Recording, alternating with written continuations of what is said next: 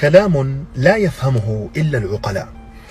المرض نصيب والعلاج قرار، والزواج نصيب والطلاق قرار، ووجود أشخاص بحياتك نصيب والاحتفاظ بهم قرار. فإن لم تكن تمتلك النصيب فأنت تمتلك القرار.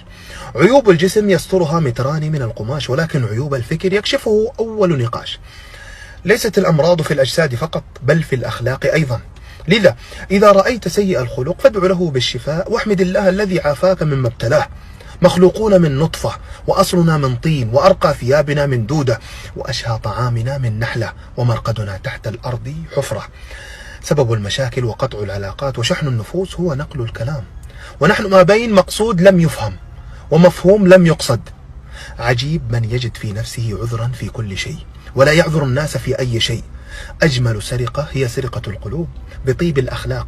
الفراشة رغم جمالها حشرة، والصبار رغم قسوته زهرة. فلا تحكم على الناس من أشكالهم، بل أحكم عليهم بما تحتويه قلوبهم. كن من تكون، فاليوم تمشي وغدا مدفون. اهتمامنا شديد جدا بمسمياتنا في الدنيا، بروفيسور، دكتور، مهندس، معلم.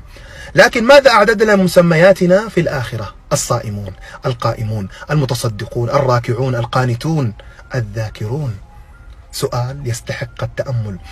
أكثر في التفكير في قوله تعالى: يا ليتني قدمت لحياتي، لتعلموا أن الحياة الحقيقية ليست الآن.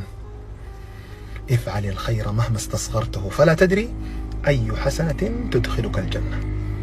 السلام عليكم.